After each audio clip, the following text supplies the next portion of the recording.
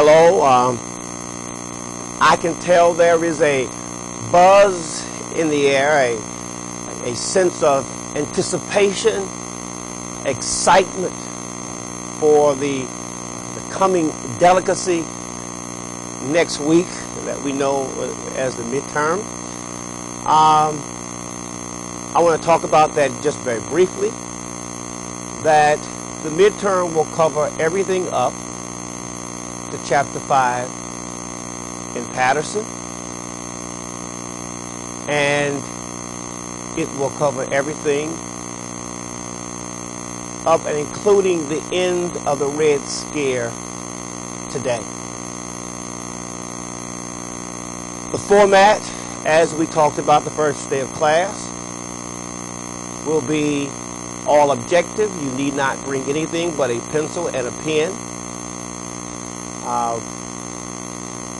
No blue books are required. It will be a series of questions that will be multiple choice, some fill in the blank, perhaps some matching, some true and false, and perhaps even some cause and effect relationship questions. But you still won't need anything but a pencil and a pen. You'll have choices. A cause and effect simply means that everything that we've talked about has a cause. And every cause has an effect or a multiple effect. So there may be a few of those, but there will be a variety, a cornucopia of different types of questions for, I like to call it the delicacy next week. And for those in viewing land, with all your emails, we will meet, we will gather together in Auditorium 2. So that has been the big $64,000 question. Auditorium 2 for the viewing audience. You will be with me, same time, same channel, next week. Well, I think I like to be very candid about how I developed the exam. The jungle, there will be questions in the jungle, but obviously because it is a novel, it will be the most general type of question. I mean, you need to know who Yergis is. If you don't know who he is, or who wrote the jungle, or that the jungle led to the passage of the Pure Food and Drug Act, then you might be in trouble. But that is the sort of question about the jungle that I will ask. They will be, because it is a novel, the questions have to be by nature general.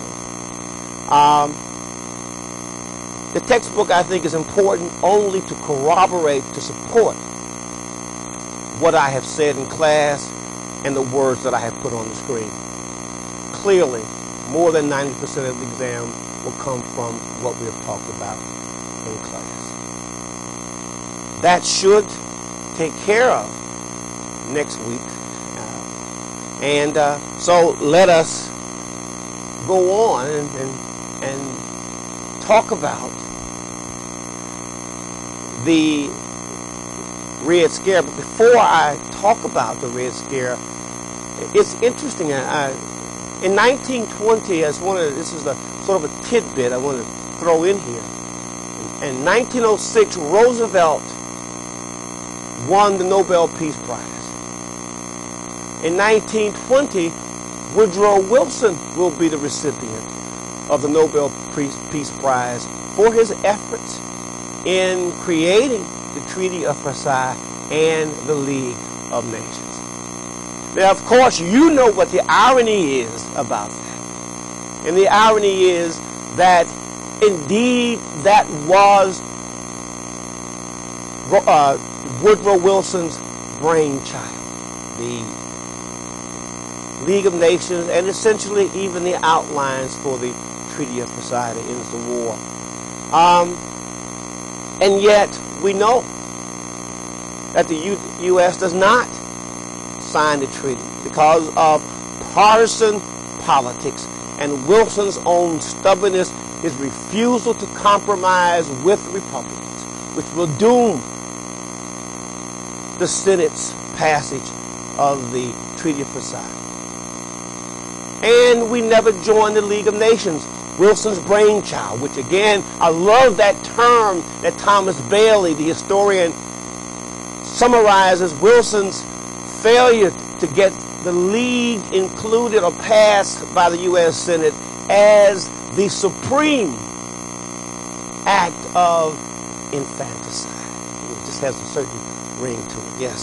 Who was that said that? Thomas Bailey, who's an historian, a diplomatic historian, calls it the supreme act of infanticide.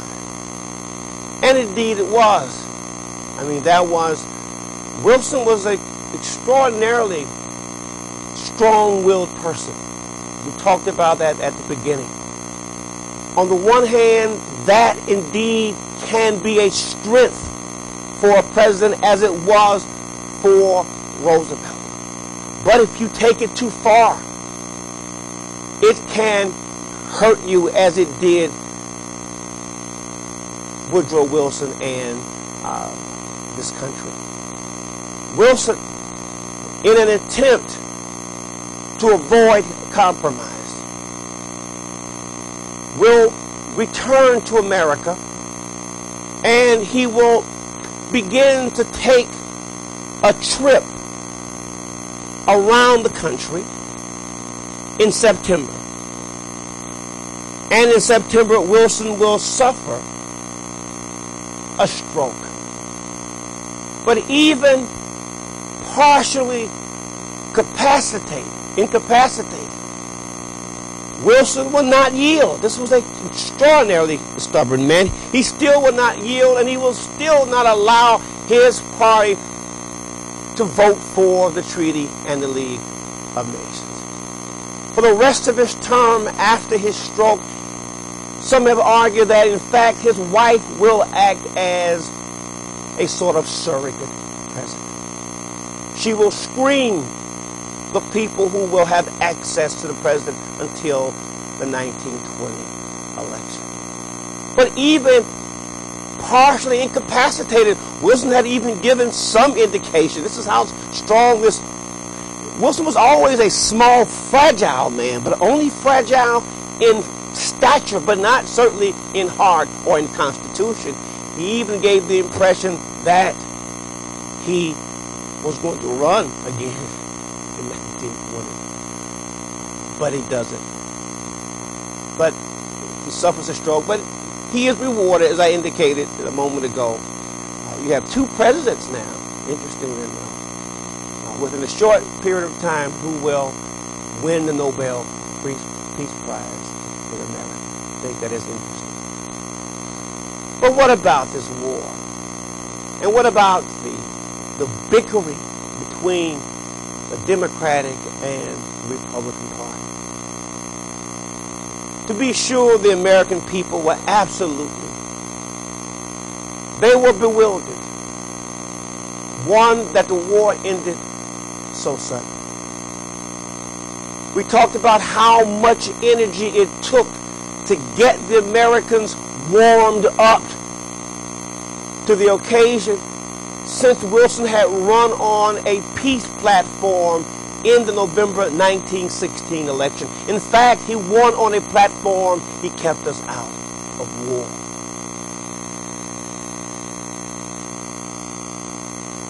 Most Americans were grateful for that.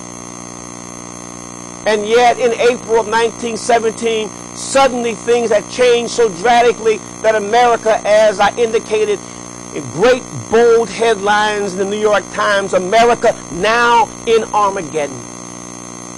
They were now throwing their doughboys into that carnage, into that inferno in Europe that Woodrow Wilson hesitated to do early. But once Wilson began to explain the reason that America was in the war, once he emotionally described the war as a war to make the world safe for democracy. I mean, that is a wonderful and powerful rhetorical phrase. Few people would be untouched by that phrase. Whether it was true or not, it still was an incredibly powerful phrase. And as he characterized the war as a holy war, this wasn't just a war.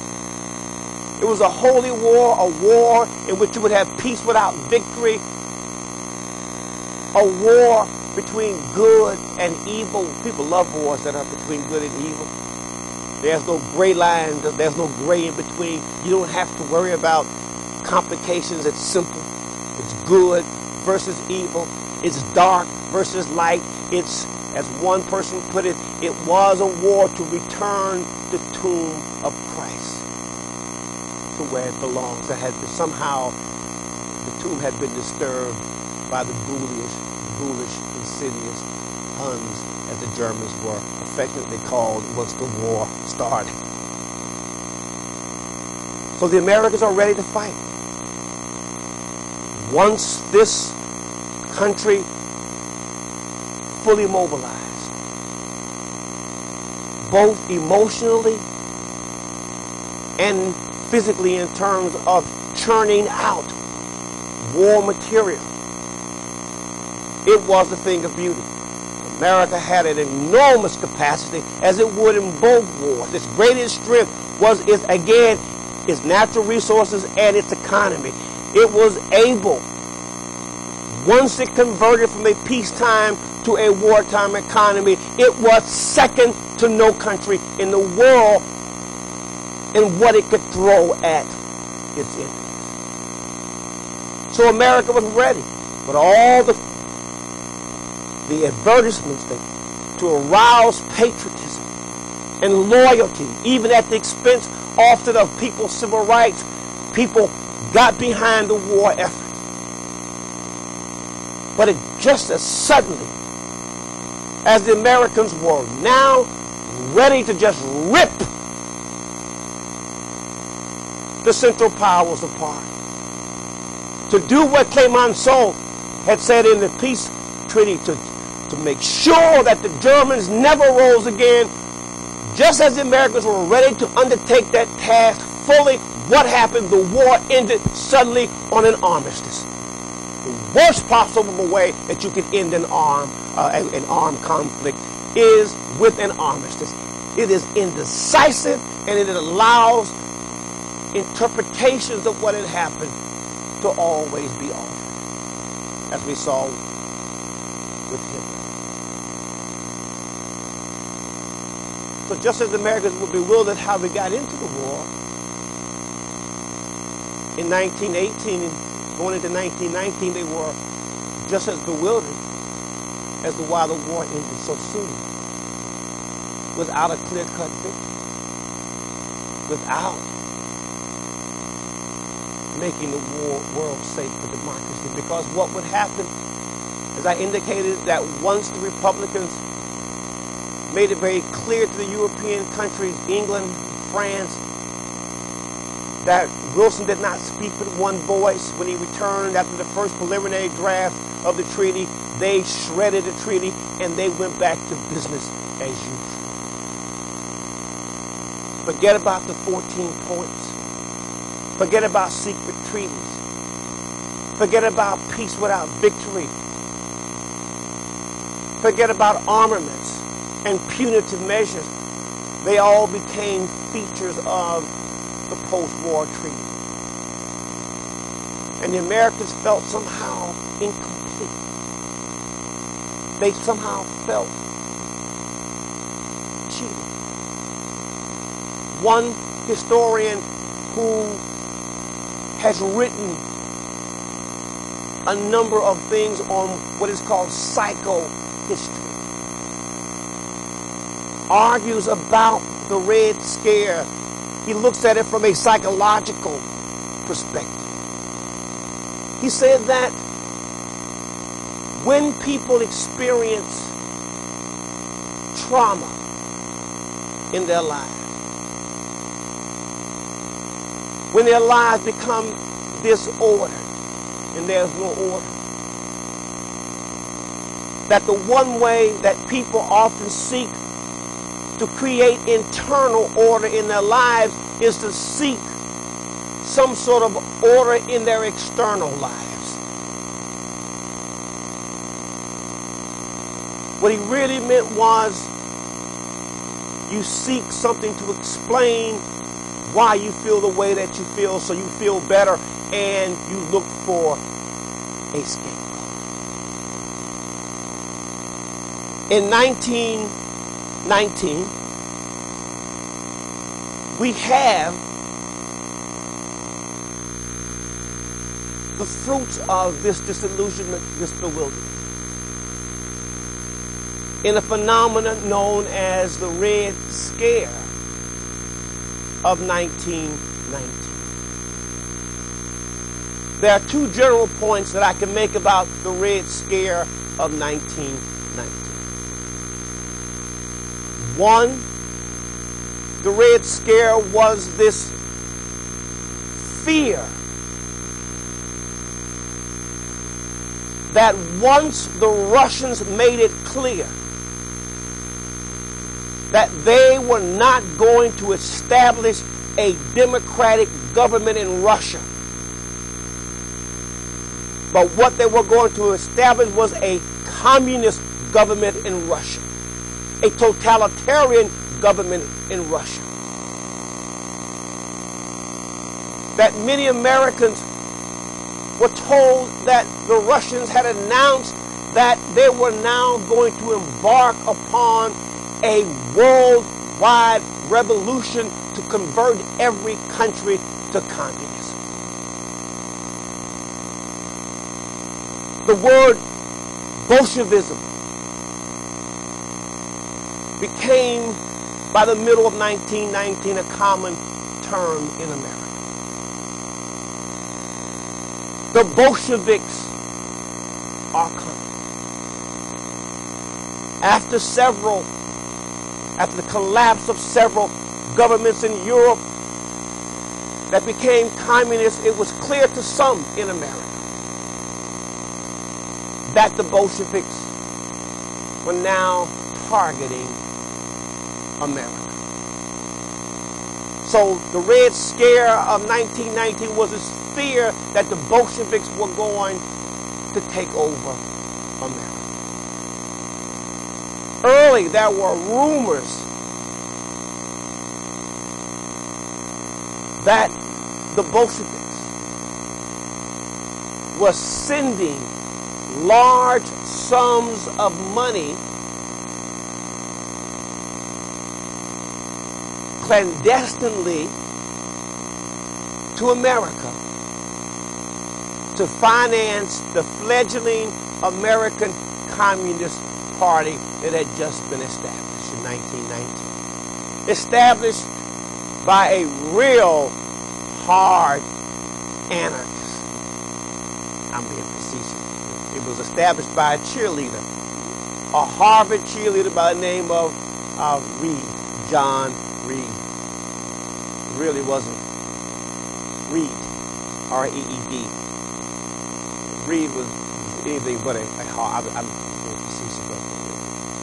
cheerleader. He was the first head of the American Communist Party in America. Actually, a movie was made about him, Reds, not too long ago, with Warren Beatty. Well, it's been a while now, not too long ago. This fear of the Bolsheviks somehow undermining American democratic institutions was extended to include somehow the fear of all foreigners that came into America, particularly foreigners from Southern and Eastern European countries in the post-World War I period. This fear of foreigners is called xenophobia. America went through a period of xenophobia, or fear of foreigners. And it was not just confined to Bolsheviks or Russians. Anyone, it seemed, who was different for a while, particularly from Southern and Eastern European countries, was subject, was suspicious. Well, the Red Scare, the background to it, as I've indicated, was first this feeling of needing to find out what had went wrong. Why was there no decisive victory? Why did Americans feel cheated? Into this void came these accusations. Only a few people at first took these accusations seriously. There were some people who began to argue that as the year continued during 1919, that a series of strikes in America by labor was proof that this was the first step to a Bolshevik or a communist takeover. That these strikes, in fact, had been organized and had been supported, and the communists and the Bolsheviks were behind the strikes of 1919, when that's not true. What happens in 1919 is that when the war ends, the agreement between labor and management, an agreement that had been made with the government, not to demand raises, not to strike, not to engage in any effort that would undermine America's ability to prosecute the war. That agreement ended in 1919. And labor now looked at its own socio-economic status. It looked at the cost of living between the time America entered the war in 1917 and 1919. They discovered that the cost of living had risen dramatically, while they were held by this agreement to a set wage and a set of circumstances with their employers. They also were concerned that between 1917 and 1919, that the rate of inflation had increased 105%, which meant that while the rate of inflation increased 105%, their wages had not increased at all because of the agreement with employers and the government during the war. They now desperately felt they needed to renegotiate agreements. They needed some parity. Employers were not in a mood to accommodate labor in the post-war period. And what you will have during 1919 is a series of strikes all across the country that will pop up. The Seattle shipyard strike in 1919. The steel strike of 1919. A host of other strikes, and strikes that were even shall we say, strikes that people would not have expected. There was a policeman strike in Boston, which was unprecedented. Policemen did not go on strike. But in this particular instance, in 1919, and this was obviously, this had to be the work of what? Of Bolsheviks, Reds. That the police, who were never paid really an adequate salary, saw their income ravaged by inflation. They will ask the city of Boston for an increase in their wages. They will refuse. A certain rump group will go on strike. And in the end, because of the attitude of the city, other policemen will go out and strike in sympathy. But the newspapers had a field day with this. One governor, the governor of Massachusetts, Calvin Coolidge, will catapult to prominence as he responds to the Boston police strike.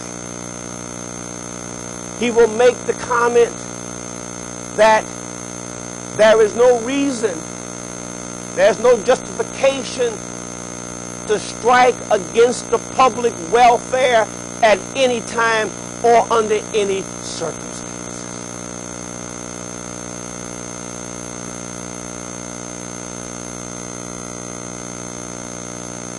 The policeman strike, like the other strikes that will pop up in America, will be broken essentially because they will be accused of being influenced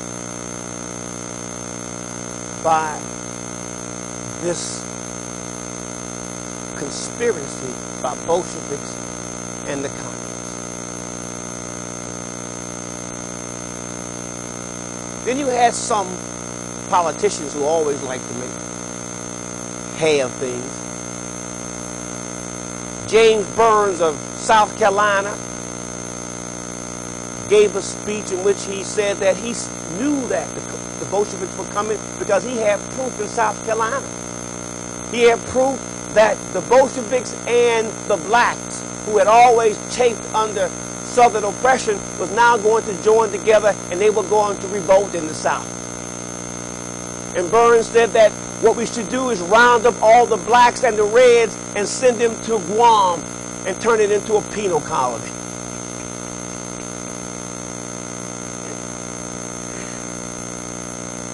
But for a while, most Americans, and particularly the most important, the Attorney General of the United States, did not take this notion of a conspiracy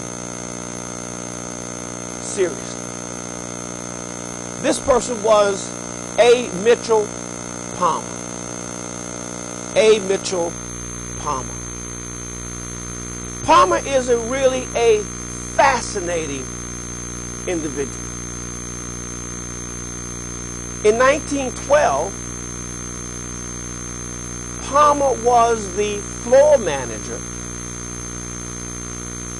for Woodrow Wilson.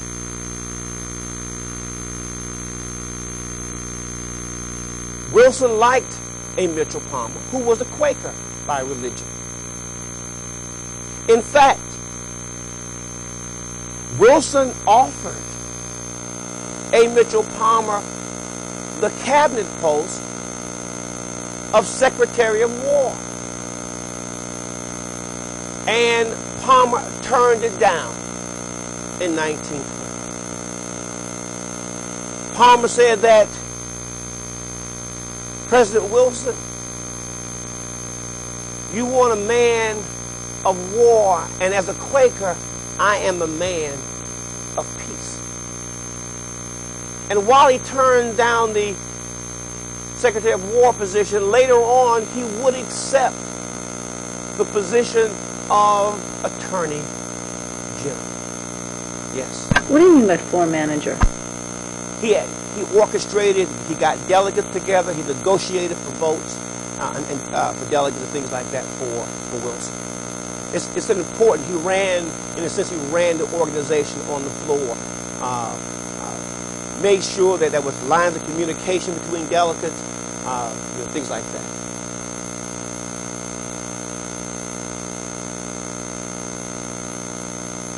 Palmer did not take the Red Scare seriously for a while. In fact, one of his minor officials in the Attorney General's office came to him and asked A. Mitchell Palmer, was he not concerned about the rumors and the strikes and the fear that the Bolsheviks were coming, that there was a conspiracy? Should he not begin to take some action? And offered his services to A. Mitchell Palmer, this minor official, who becomes, this minor official just happens to be named J. Edgar Hoover. A young J. Edgar Hoover at this time, but still a little bulldog. Well, Palmer tells him eventually, he tells him no. I mean, he says, I'm not really concerned about it. I mean, I don't think it's I think it's exaggerated. I think this whole thing is blown out of proportion. Well, several things will happen that will change A. Mitchell Palmer. One will be the sending of a series of letter bombs to Americans of all political and ideological persuasion. In other words, it wasn't simply Democrats who got them or Republicans. Letter bombs were sent to Americans in spite of their philosophy or their political ideology. These letter bombs came in brown, inconspicuous brown letters. I mean, they were actually, they seemed to be advertisements. Let me give you an example of one. The petite black maid, Lucy, of Senator Thomas Hardwick of Georgia, went out to retrieve the mail from the mailbox. Lucy came back and she had a stack of mail in her hand, and Mrs. Hardwick looked through, the wife of Thomas Hardwick, she sifted through the mail and she said, well, a lot of this is just junk mail. Here, Lucy, you open the junk mail. And one letter that had up in the left-hand corner, Gimbel's department store. And Gimbel's was a famous large department store, and she assumed that it was some advertisement. So as Lucy took the letter opener to open this inconspicuous brown letter from Gimbel's, a blinding explosion occurred and blew off both of Lucy's hands. 16 letter bombs were sent to famous Americans around the country. Some ended up in the dead letter box because they couldn't get the right address. And so the post office went on high alert as every brown letter became suspicious. I remember a few years ago,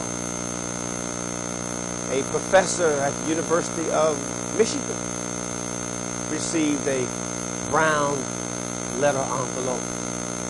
And in fact, it was a letter bomb and exploded. Some disgruntled person we thought at the time, now we know better, some disgruntled person we thought was some disgruntled students. So for a while, we were very careful about opening our mail.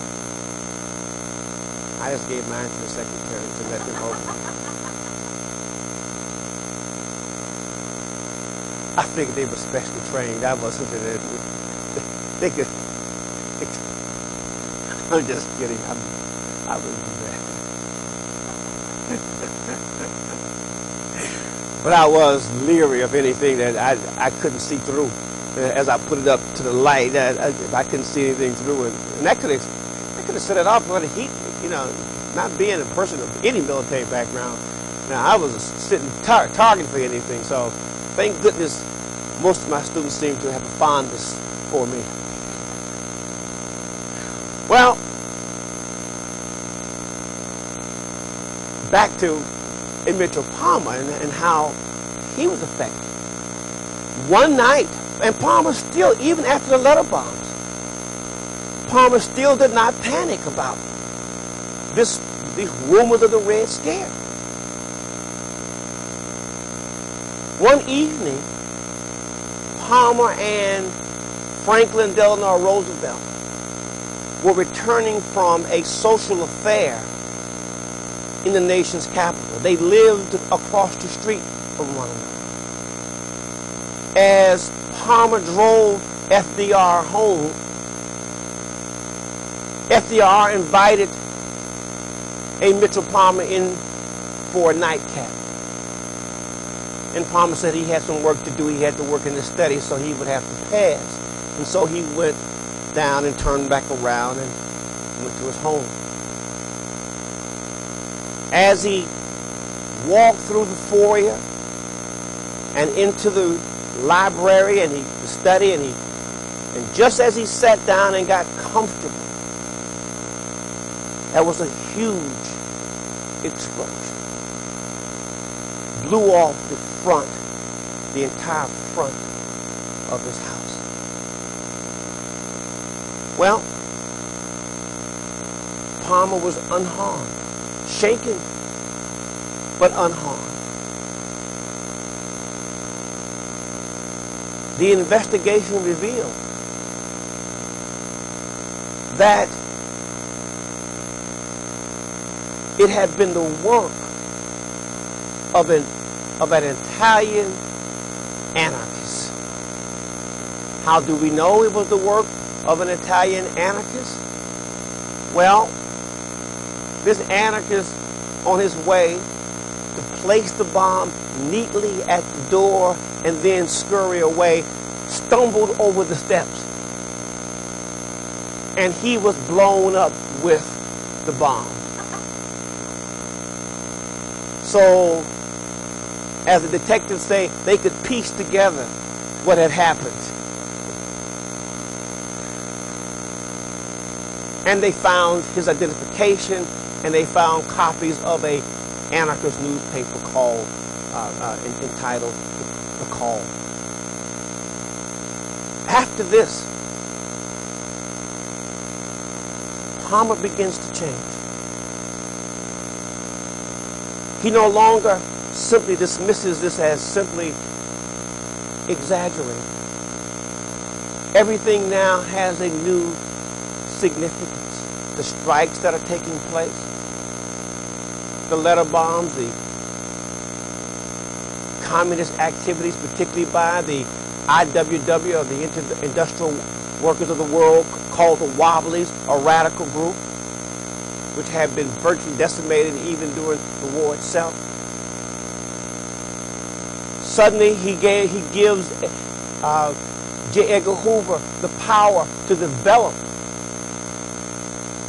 a file on suspected Bolsheviks and communists. Hoover will jump into his work aggressively and enthusiastically, and in the end, Hoover will be able to compile a file of more than 500,000 Americans who may be suspicious of being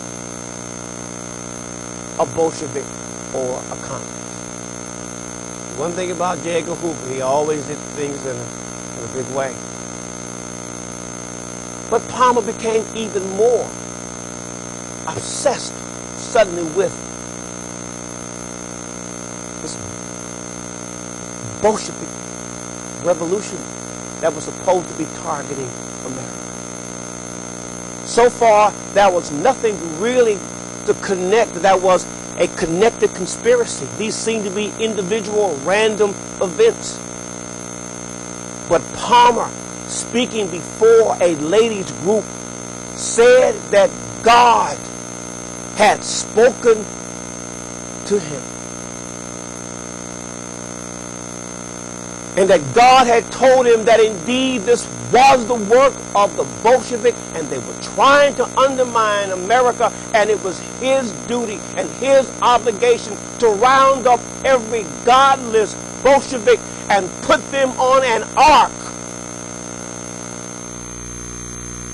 like Noah on an ark, and send them back to that godless country they came from, Russia.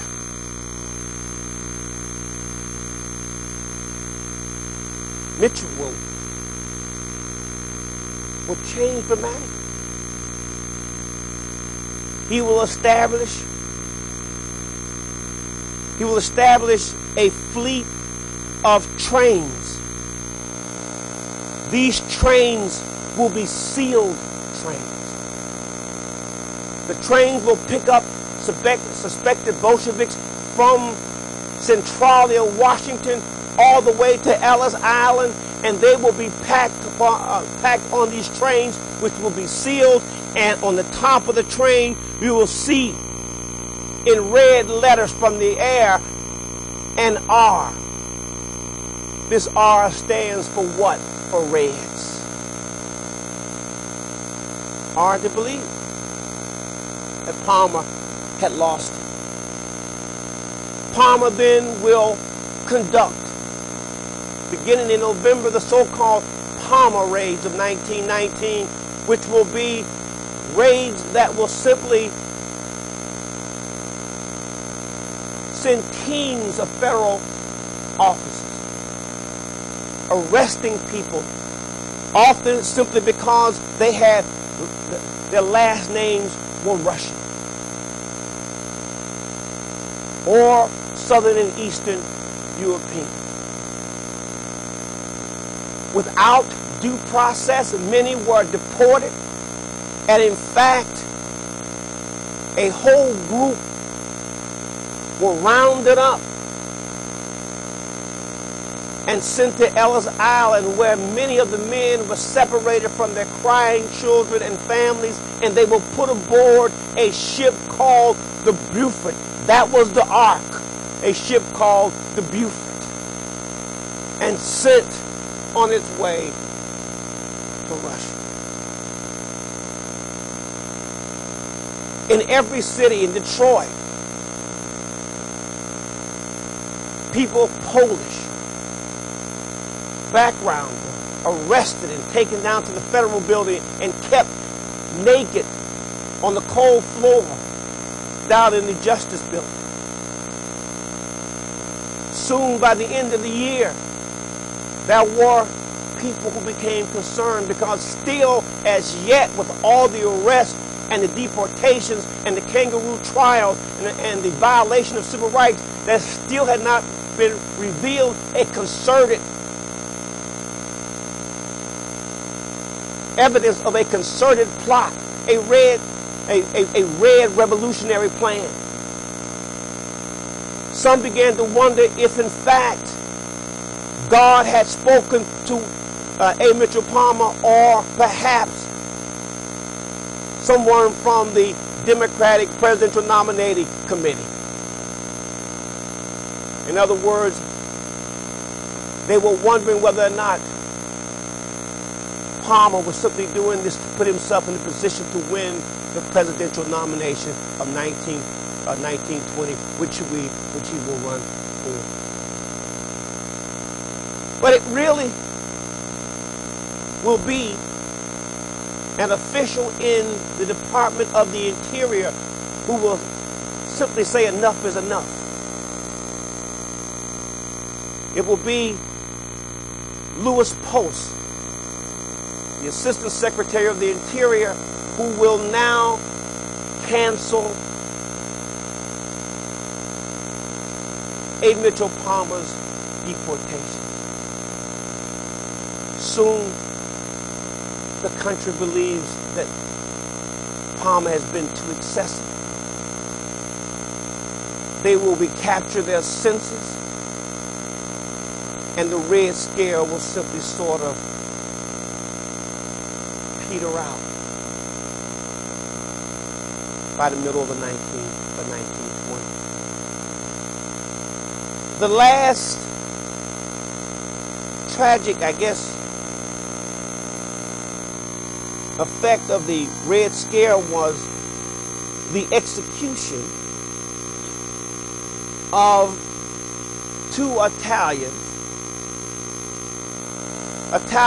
who were known, self-proclaimed, unabashed anarchists by the name of Nicolai Sacco and Bartholomew Vanzetti.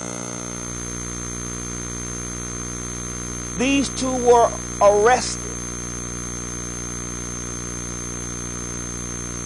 for the murder of two individuals, one of whom was the paymaster of a company in Braintree, Massachusetts. The problem with this was not that they were guilty, but the trial that they received. It was a trial that concentrated almost virtually nothing on the case itself. In fact, you have the judge referring to the two defendants as those anarchist bastards. It's kind of hard to get a fair trial when the judge refers to you as that. Felix Frankfurter, the famous lawyer who became a Supreme Court justice, wrote in protest of what he called a travesty of justice in terms of the kind of trial that they received. Less to do with their participation in what had taken place than the fact that they were radicals and anarchists. Eventually, they would be executed. With their execution would come the end of this chapter called the Red Scare. Later we'll talk about another within, like as in any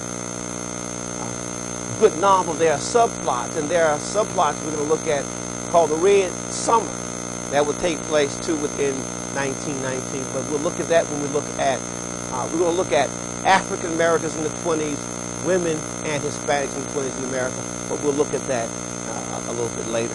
But in terms of the Red Scare, the execution of Sacco and Vanzetti will officially end the Red Scare, although there will be obviously hard feelings will linger for a long time.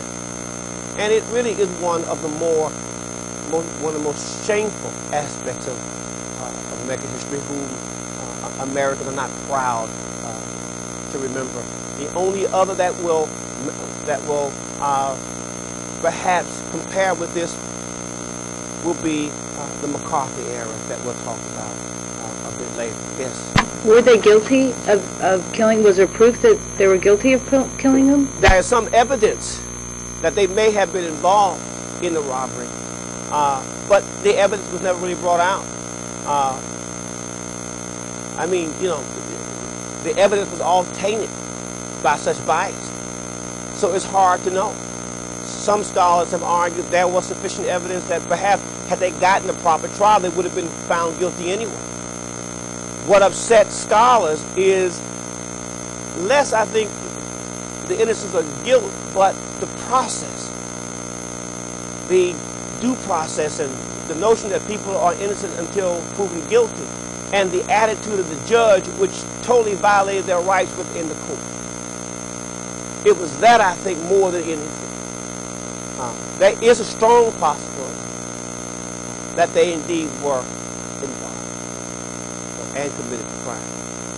Certainly, that's what some are. But when you get in a trial that is full of emotion, full of heat and fire, and not reason, you taint the trial, you taint the process, you taint the country, and that's what Frankfurter was afraid and was concerned with. Well, this has been a tough period for the U.S. The war, the Red Scare, they had made great sacrifices to make the world safe for democracy. They had been disappointed. Wilson had led them into a war to make the world safe for democracy. And it was clear that Americans in 1920, as we moved toward the presidential election in 1920, Americans were simply tired. They were tired of altruism. They were tired of nostrums. They were tired of self-sacrifice. They wanted to get back to what historians called normalcy. They wanted to get back to normalcy. They wanted things to be the way they used to be before the war. To take care of Americans first. You see this both domestically, and you will see this in terms of foreign policy. Americans will become isolationists in the post-World War I period. Part of it because of the things that transpired. To show you how desperate the Americans were for simply for a president who would not demand too much of them. A president who understood what the American people wanted. You would have the election of the Republican. A Democrat did not have a chance in the 1920 election, as the Americans would choose, well, the Republican Party actually would choose, and this is important to show you, they sensed that the American people did not want a controversial Republican candidate. So they chose someone who virtually was unknown. They chose a senator from Ohio, Warren G. Harding.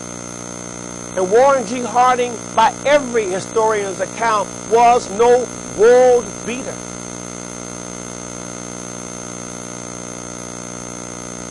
Even his closest advisors often quipped that the only thing that was presidential about Warren G. Harding was that he looked like a president.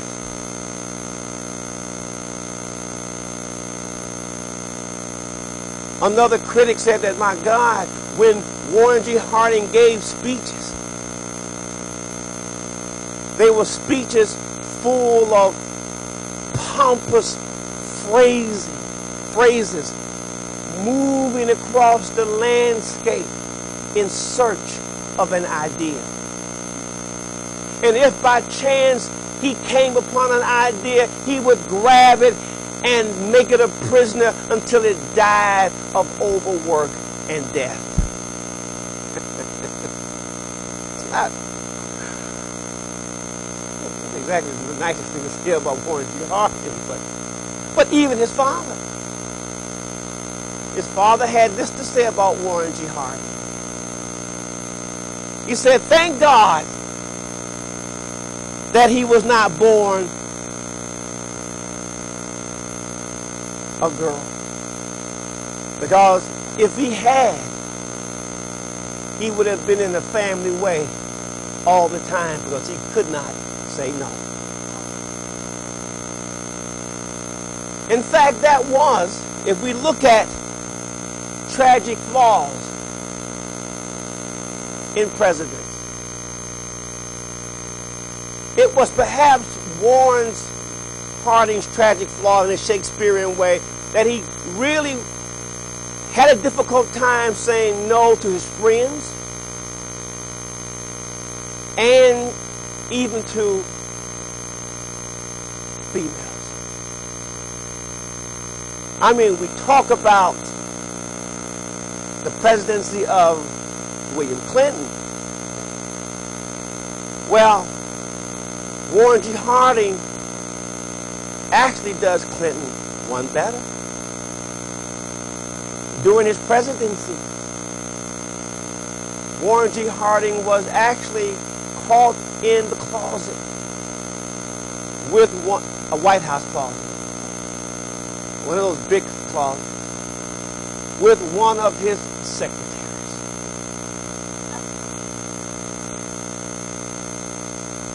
And I shall leave it there.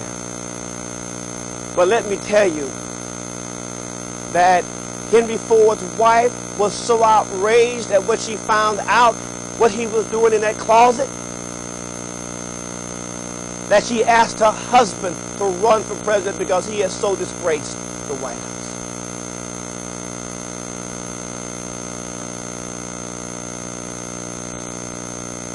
As his running mate, but this was all before he became president. As his running mate, you had a man of just a real contrast. You had Calvin Coolidge from Vermont. We talked about, he was born in Vermont. He was the product of 5 generations of farmers. As we will see, that will be incredibly important for the Americans, for America when Harding will die of a stroke in a moment. We'll get rid of Harding.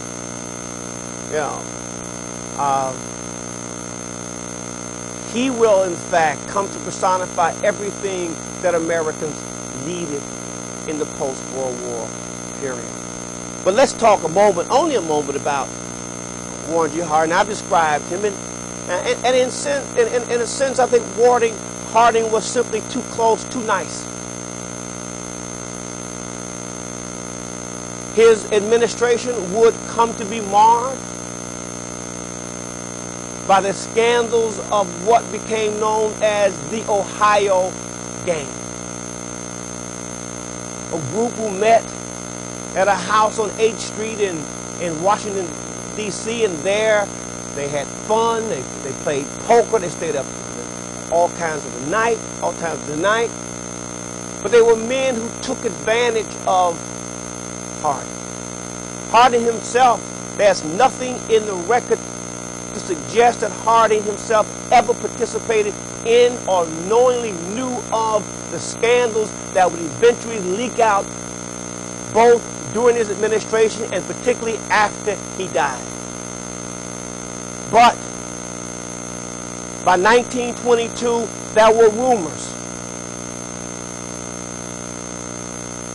There were rumors that many, including his cabinet members, were involved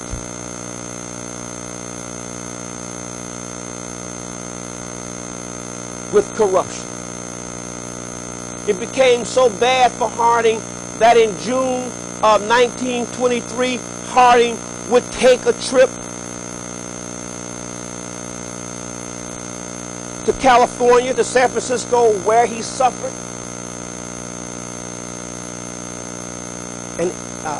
a blood clot, an embolism, and died. But even before he died, he suspected that investigations were being conducted by the Senate. And he once remarked to his friends, to his close friends, he said, "My God," he said, "I can take care of my enemies. I know how to deal with my enemies. It's my friends. It's my GD friends." This is a family show. that keep me walking the floor of the White House night after night. See, even presidents curse. I should have said expletive deleted. It was his friends that kept him. He could deal with his enemies, but his friends were the ones that were killing him. And in the end, yes,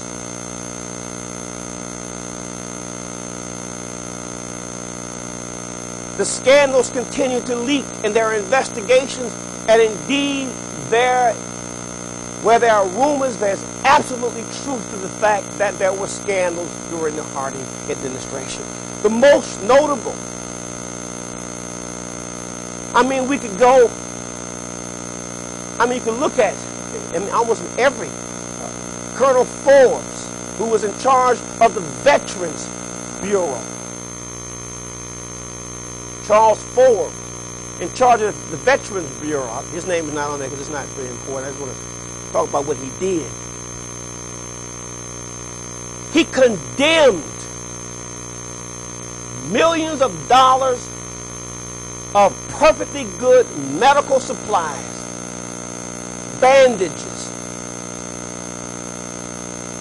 medicines, all sorts of things for veterans, condemned shiploads of them as unusable, and then resold them for a fraction of their worth. He gave contracts for the building of Veteran Bureau facilities to people who gave him kickbacks. What a way to treat our veterans. And then you had Albert Fall.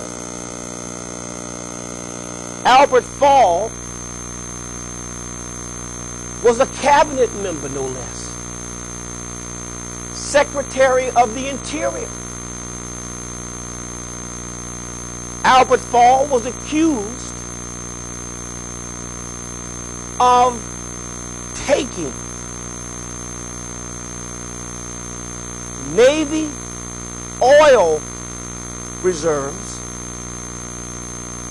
in Teapot Dome, Wyoming, become known as the Teapot Dome scandal. Took naval oil reserves in Teapot Dome, Wyoming, took them out of circulation and gave them to Harry Sinclair of the Mammoth Oil Company to allow them to develop the area for a kickback. Remove the oil reserves from the Navy, leased them to Harry Sinclair and the Sinclair syndicate of the Mammoth Oil Company for a kickback. If that was not bad enough, what about his Attorney General, Harry Daugherty? Now you could probably, here was an old wily politician from Ohio. And he was, you could almost suspect him anyway because of the way he even talked about the 1920 election. He is the one that really invents the notion of the smoke-filled rooms that we always talk about. This is how he talked about the smoke-filled rooms. This term came into use, actually, to describe machine politics after the Republican convention that nominated Harding. This is what Daugherty had to say, told the press about the election. He said the convention will be deadlocked and the other candidates have gone their limit.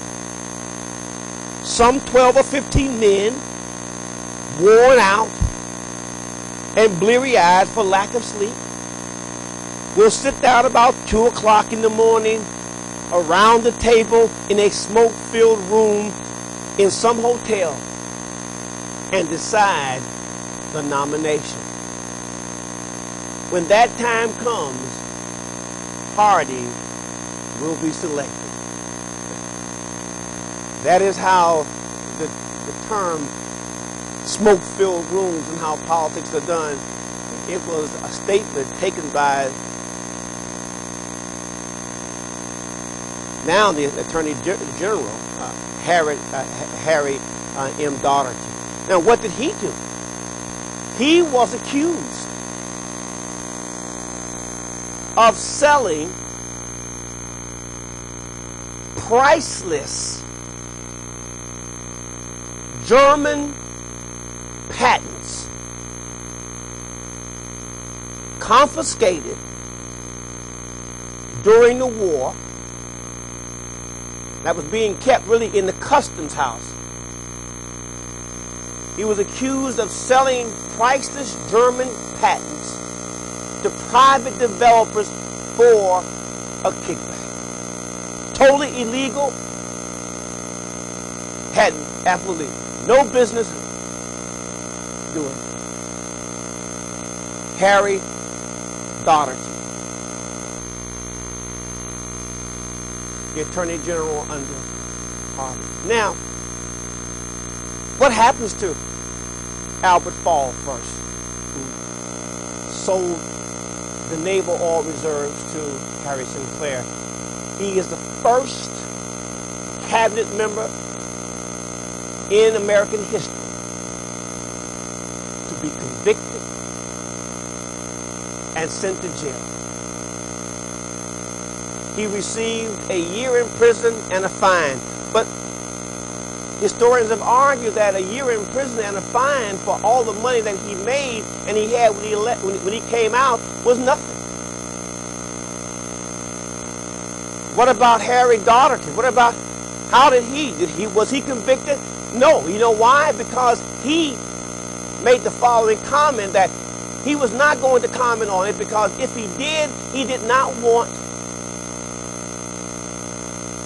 in any way sully or soil the name of the late President Warren G. Harding. Well, Harding can't defend himself because Harding's gone to the great White House in the sky. He's dead. He can't defend himself. So he is implying that if he testifies, somehow he is going to implicate the President of the United States in this activity. And he did not want to hurt his widow, who was already hurt because of Harding's inability to control himself. But it would have hurt her more. But by bluffing that way, by insinuating we're going to drag the good name of the President of the United States into this, the Senate dropped the investigation of Daugherty and he got out. What about the American people, though? What is fascinating? This is the first real scandal in which a president and his cabinet members, and I've only named a few of them, there were more scandals than this. How did the American people respond? Were they grateful to the Senate who conducted these investigations to bring out corruption? Corruption at the highest offices in the presidency. The answer is no. The American people were absolutely livid at the Senate, subjecting them to these trials and these investigations. Why would the American people feel such a way? One was because they were simply tired. They were tired of the events that had been taking place since when? Since World War I. the Red Scare, and now they have to be subjected to these scandals. They were simply did not want to what? To hear anything else. One, they were tired. They had gone through a period in which they were just sick of it. So they called the senators mudslingers. They convicted for all, but I mean, these were based in fact, it was just their feeling. And they did not relish the idea of tarnishing the reputation of a president of the United States. At this time, Americans were far more concerned about the image of the presidency and what it stood for in America. And they simply did not and would not cavalierly in any way jeopardize that reputation. Even though clearly there were wrongs. Well, Harding dies, and he is succeeded by a perfect person for the country at the time. Calvin Coolidge, who had been his vice president, becomes the president and will run for election in 1924 and will be elected.